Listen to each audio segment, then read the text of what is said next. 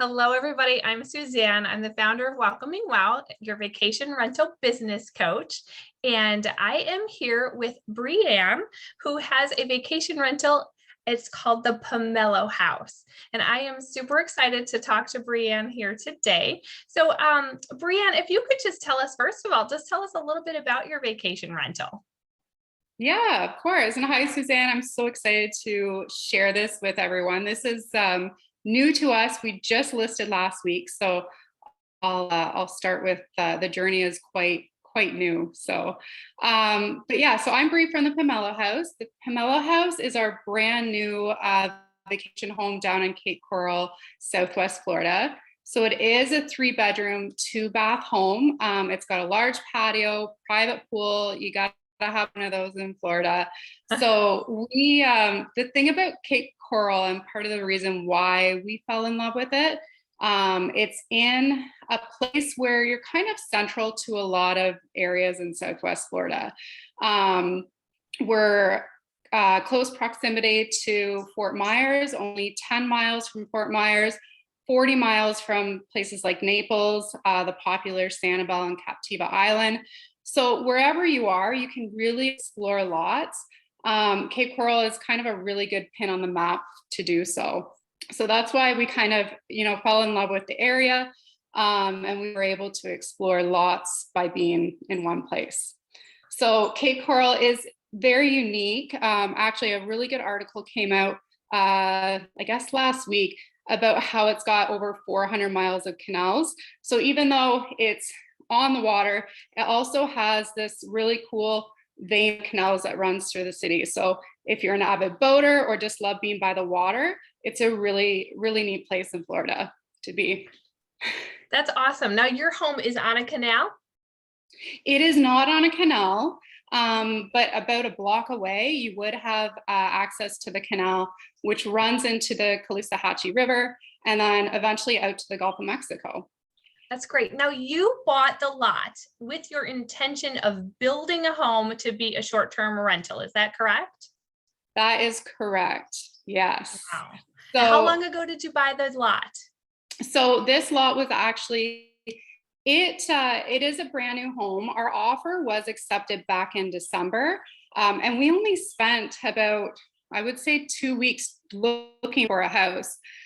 Cape Coral is really hot right now in the real estate market. So listings, when they went up and they were available, you could look in a couple hours and it would already be pending.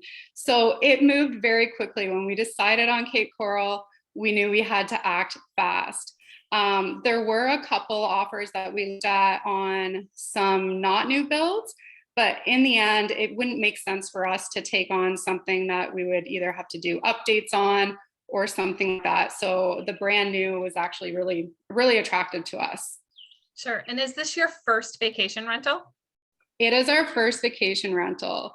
So we actually, my husband and I went in on this with my brother-in-law and sister-in-law who have lots of experience with long-term rentals, but the short-term rental was new for all of us. It's something that I know my husband and I have always wanted to do. We've always had, dreams about either, it started off with like, a cute little cabin in the woods. And then we went to, we want to use this place as well. So we settled on Florida because of its warm climate, and the Gulf of Mexico was really attractive to us being in Canada. That's awesome. So if you could turn back the clock and share one bit of advice with yourself when you first started, what would that bit of advice be? So it would definitely be to ask for help. Even though we have, I have my husband by my side and my brother and sister-in-law in there as well. We knew this was new to us. So I like to think I can multitask and take on things, but it's so important to delegate tasks, know your roles and duties of all parties, and take stuff off your plate so you can grow, future ideas and goals. Our goal for the future isn't to own one vacation rental home. It's hopefully to look into another one. So yeah, that was something we kind of knew in the beginning. And we knew that we needed some help doing so. So, even propelling my own business back home, having a mentor was really important, and not having one, but maybe a couple. A lot of people can offer different things. And so that was really important, to ask for help, hook up with some experts in those areas in that industry, and learn as quick as you can. So I love it. Now, you said it's you and your husband, and then also another family members. Yes, that's right. Now, who are you, the one that primarily manages the listing then, or are you all involved? Yeah, so we're all involved in some way. I think we make up a really good team because we all kind of bring something differently. So I am the one managing the listing, doing a lot of the marketing, branding, that part of the business. And then my brother-in-law, Justin, he's the numbers guy. So everyone needs that numbers guy. That is not me. So he's that guy. And then my sister-in-law, she's very good at logistics and organizing. So she brings it kind of all together. And then my husband, he's known as the risk taker. He's made some crazy ideas and brought up some crazy ideas in the past, but we've been married for 10 years and all those crazy ideas have been, some of the most rewarding things we've done in personal and business life. So he's a risk taker. He's calculated when he's taking these risks. But I'm always the one to question his thoughts and his ideas, but it's always worked out. And then me, like I said, branding and marketing is my background. I've always had a passion for the hospitality industry. And it comes easy to me. I've got lots of customer experience. So it does come easy to me, is the hospitality area behind it. So. That's great. And thank you for sharing about yourself and your husband and all of your roles and their combined, and how it does take a team. At least, for you guys, it's working great. So that's fabulous. And it's great to hear that you're not just going to settle at one vacation rental, but it'll probably be more in the future. So that's awesome. Sure. So how did you choose the name? Is there any story behind that for your rental? You know what? It probably was only about a week when we settled on a name. Again, my background is branding, but I also wanted to make sure that, the whole team was involved in coming up with a name. So, and I will give big credit to my sister-in-law in coming up with the final name. But it kind of came about where we had a lot of ideas floating around. I mean, there's 4 people involved. We were able to squash some really quickly. And then some of them, we just couldn't settle on something. And we wanted to make sure that, it made sense to the area. So citrus and oranges, a big part of Florida. But we wanted something also a little different. So we did a lot of research on different citrus and, how it came out of our mouths, like how it rolled off the tongue and things like that. We also used our family and friends as kind of our own focus group, because sometimes they are your best critics. So we were able to put that in front of them, and they were able to perceive some things, a little different than what we had done. So, it came together in about a week. We knew we wanted to go kind of with that citrus theme in the end. And pomelo is just, kind of different than some of your native and some of your more popular ones. So sure. It's like you wouldn't want to call it just the orange house or so something a little bit unique. Yeah. And it was fun, including the brand in the house. So we're, slowly posting pictures to Instagram, but you can see them on our listing. We were able to brand our own bathrobes with it. So you can see a big piece of the branding throughout the house. Amenities like body wash, shampoo, conditioner. We all have our personalized labels, greeting bags. And we also have this neon sign that that's quite prominent as you walk in for that, Instagram, that selfie moment. So Yeah, I it love was it. fun to incorporate it for Yeah, I sure. saw that picture too. And it's like such a great idea because, you don't want to just rely solely on Airbnb or VRBO or whatever for your marketing. So to Mhm. have the Instagram, account that you have and the postings that you're doing, but I love that you've been able to make like a Instagram photo spot, if you will, that people can then Yeah, take their picture, in front of that and then post it to help you get that recognition yourself. I thought for you did a sure. fabulous job. And then I Oh, saw the thank other, you. I saw that you had, personalized or labeled your shampoo and conditioner and body wash and stuff like that too. And I was like, fabulous job on that. So, Yeah. Yeah. what has been one thing in your journey that has really surprised you, though? Um, you know what? Again, the community of Airbnb or short-term rental, those hosts. So there is actually a real camaraderie between vacation rental owners, and it's something that did surprise me. Um, we're on Instagram, and so we're meeting a lot of different hosts, as well as hopefully potential guests. But there were a lot of hosts that reached out to me and wanted to help with things, and just we're a really great kind of support team. There is a big sense of community over competition. I mean, I've made really good friends with hosts that are, as close as a couple blocks away, kind of thing. And maybe in the future you can lean on those people. Some people have been doing this for a long time that I've been talking to, and then others are brand new like us. So we were able to bounce ideas off each other and things like that. So that's been kind of the biggest thing that surprised us is, yeah, you're not alone. Like, you've got so much support from fellow hosts for sure. Yeah, that's awesome too. Um, I love that you were like, even they're even a couple blocks away from me. So you're Hmm. not necessarily viewing them as, oh, they're my competitors, I can't talk to them kind of thing, but they're more of a support. I Yeah, love that. yeah, for So sure. then what is unique about your rental that would set it apart from your competitors a couple blocks away? Hmm. And yeah, I say that because Cape Coral, as I said, it's a very up and coming city, and that means more rentals are popping up. So we like to think of ourselves as creating a more concierge experience for our guests. We have sample itineraries ready to go. We love the part of planning special occasions, the idea of that, and make it as special for our guests as we can make it. So we do also have a list of amenities that should appeal to an array of visitors. So one thing that was very important to us, because I've got two young boys, and then my brother-in-law and sister-in-law, they have two young kids as well. So making it as family friendly as possible was something really important to us. But also, I mean, we have amenities like dedicated workspaces for some people that need to work on the go or want to stay longer and be able to work remotely. So we have things like that.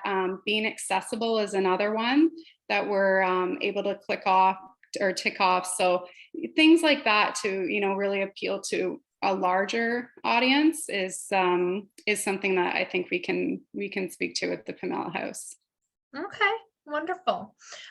So you've touched on, or we've probably both touched on your branding and your marketing, through Instagram and things like that. Can you tell me a little bit more about your strategy with that? I know you have some background with that. So Yes. So going into this, like I said, our offer was accepted back in December. We thought we would close in February was the original date. Now we did realize there was going to be some shortages. And so that wasn't a really big surprise to us, but I started this Instagram page right away thinking we're going to be able to, share our journey and get down there and explore.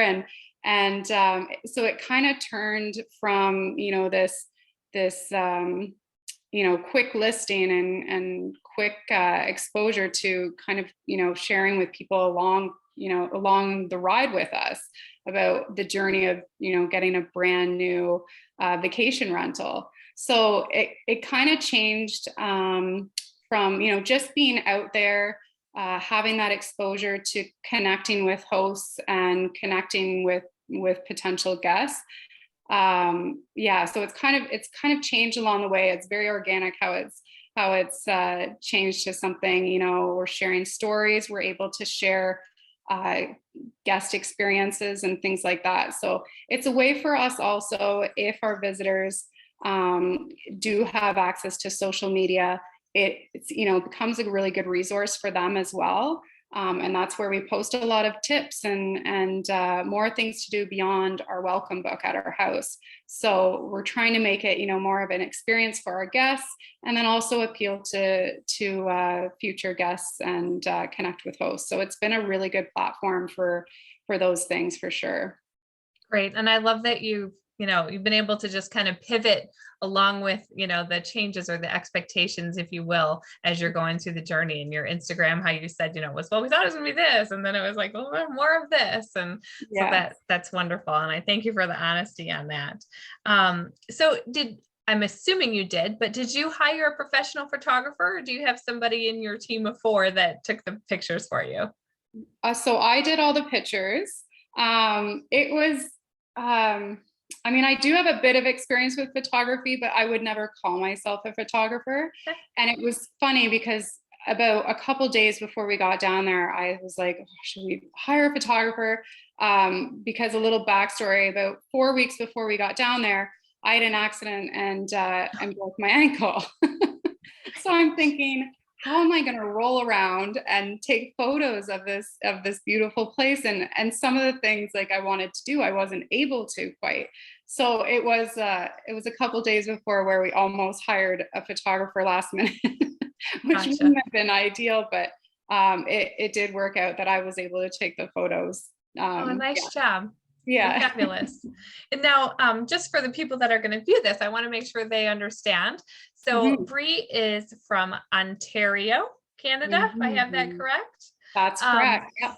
So you have to fly in order to get to your vacation rental. So tell us a little bit about, is there anything that you didn't foresee as being either an issue, or maybe even it's something good that you didn't necessarily foresee about being so far away from your vacation rental? Yeah. So when I said we just closed our house a couple weeks ago, and by having that delay, you know, from being supposed to be closing in February and then closing in May, we actually had a lot of time to figure a lot of things out that are super, you know, very important. We were able to interview service types like cleaners. We needed lawn care. We needed pool care. So all these things we were able to arrange and maintain from afar. So we do have a lot of help down there. We could have hired a property manager. And you know what, that may be a route that we take. But we also like the idea of having, you know, something being more hands-on. For now, it's stress-free, but we do realize, you know, things do go wrong. You know, there might be an appliance not working, or, you know, the air conditioner is not working, which would be a big one. So having contacts on hand, someone, you know, with boots on the ground that can go and take care of little things like that was really important to us. So having a list of contacts. We've got great service providers now. We were able to interview them and hire them to make our jobs easier, and we can kind of focus on you know, the listing and managing part, and hopefully, you know, everything else kind of runs smoothly like a well-oiled machine. So so that was something we were, you know, was definitely important to us that we had to think of when we're you know, living afar, for sure. Well, and I think it may help you that it is brand new. So everything in there is brand new, you know, so there shouldn't be things breaking down. You shouldn't, you know, have some of those calls that maybe people who's either the house or the appliances or things like that are a little bit older. So I think that probably will work in your favor. Sure. And technology has come a long ways. I will say, like, we bought, you know, the things like the Nest lock, you know, the Ring doorbells, and Wemo lights are really important too. So things like that make it a lot easier. You know, we want to make it easy for guest check-ins, but also for us to be able to manage things from home. So yeah, that's been really great. Wemo lights are really cool. If we have a guest that's checking in late at night, we're able to switch on and off the lights, and just simple things like that. I mean, they're not that expensive, and they go, yeah, it'll make it just a lot easier for us to manage from home, for sure. That's great. I love that. I'm going to have to look into the Wemo lights now. Yeah, they're neat, for sure. So where can potential guests find you online? Where's the best place to go? Do you have a direct booking site? Would you rather they just went to Instagram and then went to Airbnb from there? What's your preference? Yeah, so we do have the Instagram page up, and it does have the links to Airbnb right now is where we are listed. Now, I am looking at doing having a direct booking site. Right now, we just have a landing page, but eventually, yeah, we will have that direct booking link. We realize digital real estate is really important these days, and Airbnb has made a lot of changes. VRBO has made a lot of changes. So to have that direct booking link is something that we definitely want to do. But for now, it's Airbnb will get you there for sure. Okay, perfect. That's great. And I thank you so much for that. So I appreciate you being on here and taking your time, to share your words of wisdom with everybody. It's been a great conversation with you. So thank you so much. Yeah, thank you, Suzanne. It was a pleasure for sure.